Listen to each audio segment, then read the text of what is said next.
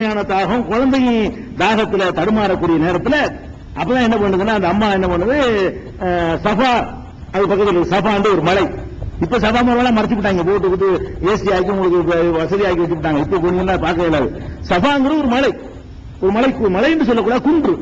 மலைன்னா பெருசா இருக்கும், குன்றுனா சின்னதா இருக்கும்ல, அதுக்கு பேர் குன்றுமாங்க. சஃபாங்கிறது ஒரு குன்று. இந்த அம்மா என்ன பண்ண, தாகமான உடனே அந்த குன்றுக்கு மேல ஏறுது கஷ்டப்பட்டு.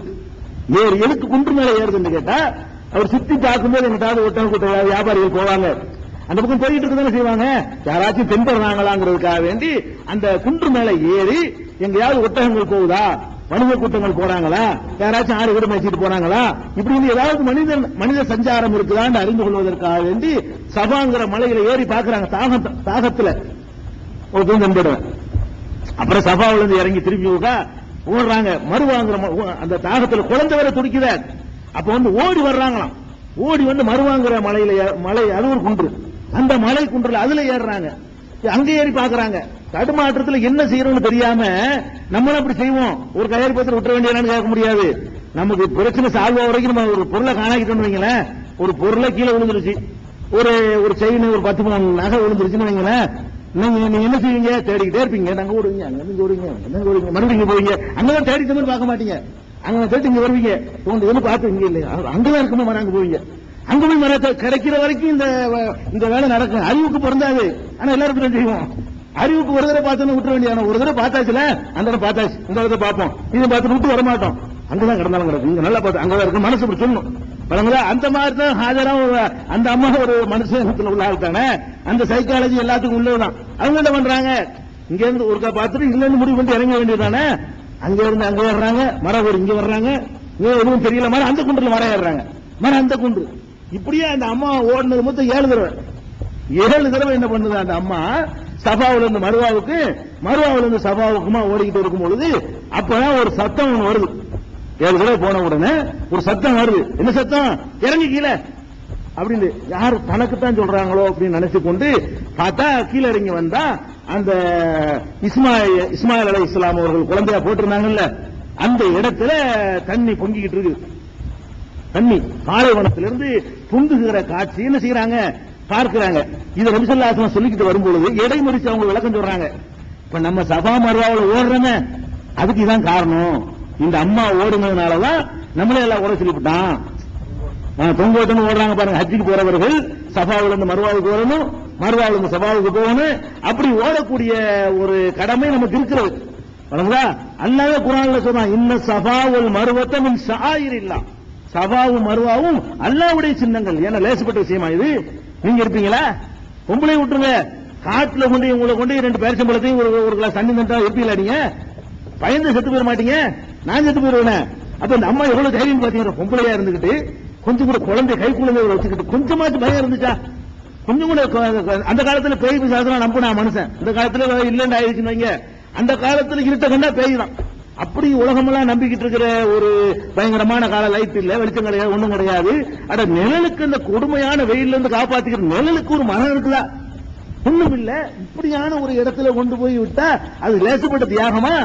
அதை மடிக்கிறான் அல்லாஹ். இப்ராஹிம் குடும்பத்துக்கு, இப்ராஹிமுக்கு அருள் புரிந்த மாதிரி கேட்காம எப்படி கேட்கிறோம், இப்ராஹிமுடைய குடும்பத்துக்கு அருள் புரிந்த மாதிரி கேட்கிறோமே, இதான் குடும்பத்துக்கு செஞ்சாரு. அவர் குடும்பம் சம்பந்தப்பட்ட ஒரு காரியத்தை நமக்கு கியாம நாள் வரைக்கும் நல்ல கடமையை விட்டான் பாருங்க. அந்த அம்மா ஓடுனது நீ ஓடுட்டான்.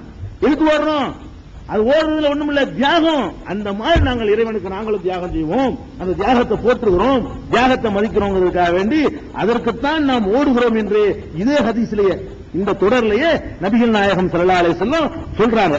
அப்படி அந்த சபா ஓடி வந்தால் அங்க வந்து ஒரு மலக்கு வந்து அந்த நீர் உற்றையை வந்து ரெக்கையினால் அடித்து உண்டாக்குறார் அப்படின்னு இருக்கிறது.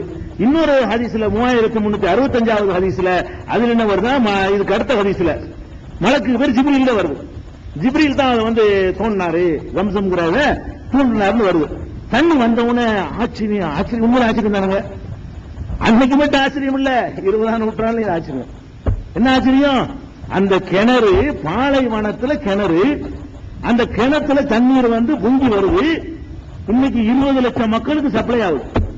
ஒரு கிணத்து தண்ணி 20 லட்சம் பேருக்கு சப்ளை பண்ணுவீங்களா? 20 லட்சம் பேர் ரமலான்ல போய் பாத்தீங்கன்னா ஹஜ்ஜை தாண்டி கூட்டம் வரும். ஹஜ்ஜை விட அதிகமா இருக்கும் ரமலான்ல உம்ரா செய்வதற்காக வேண்டி.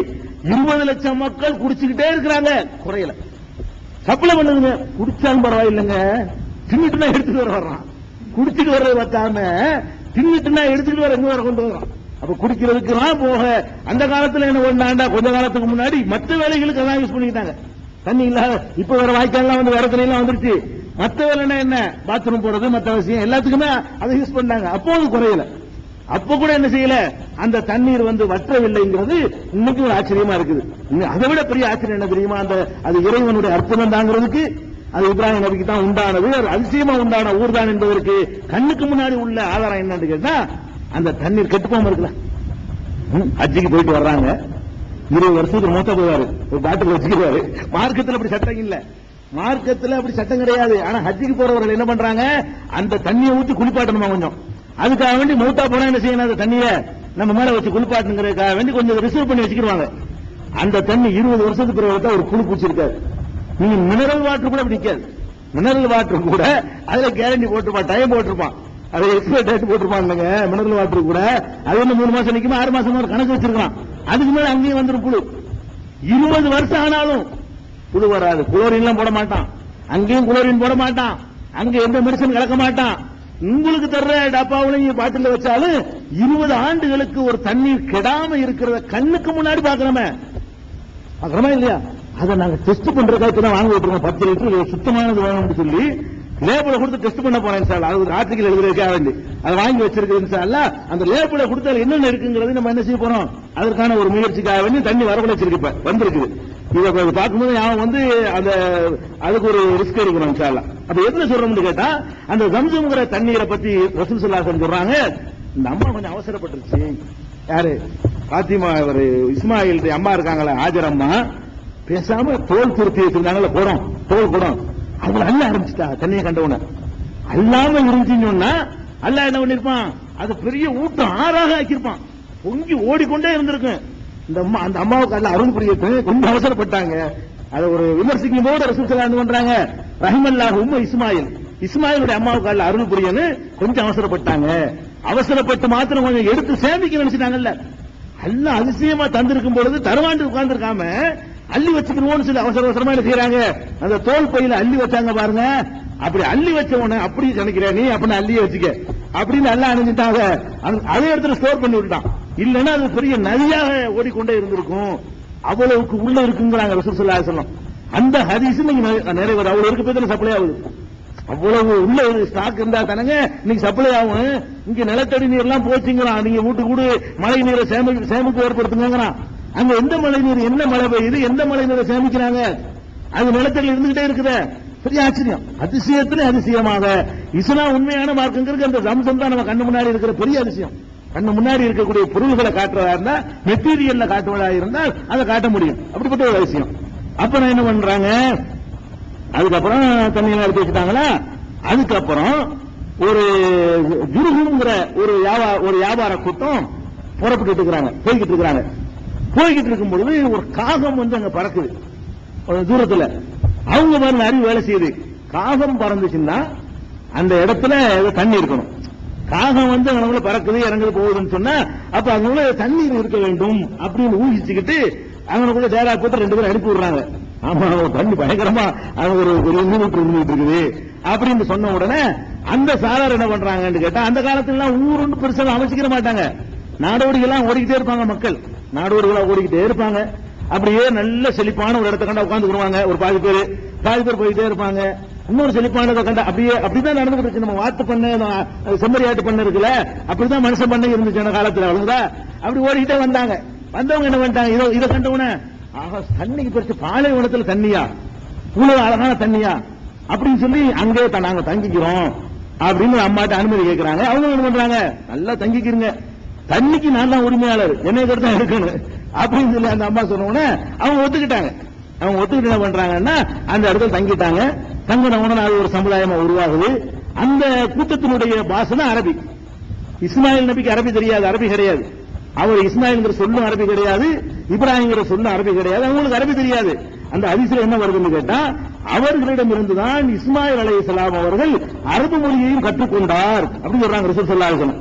அந்த கூட்டத்துல தான் என்ன செய்யறாங்க, அரபு மொழியை கத்துக்கிறாங்க. அப்ப அரபு மொழியை பேசினவங்க ஜுருஹும்ங்கிற கூட்டத்தார் தான். இவர் வேற அப்ரானிக்காரரு, இவர் அப்ரானி ஹிப்ரு மொழி பேசக்கூடியவர் இஸ்மாயில் நபி. அவங்க என்ன பண்றாங்க, அந்த கூட்டம் எல்லாம் அரபு பேச கூட்டமா இருந்தவங்க இவங்களும் அந்த பாஷையை அப்படி மாத்திக்கிட்டு இவங்களும் அம்மாவும் அப்படி அரபு மொழி பேசக்கூடியவர்களாக மாறிக்கொண்டார்கள் என்று ரசூல் ஸல்லல்லாஹு அலைஹி வஸல்லம் இதையும் சொல்றாங்க. அதுக்கப்புறம் என்ன ஆச்சுன்னு கேட்டா, அவர் வேற சப்பல் குலாமும் தஅல்லமல் அரபிய்யத மின்ஹும், அவங்கள்ல இருந்து அரபு மொழியை கத்துக்கிட்டாரு. வாலிபர் ஆன பிறகு அவங்களையே ஒரு பெண்ணை கல்யாணம் பண்ணிக்கிட்டாரு.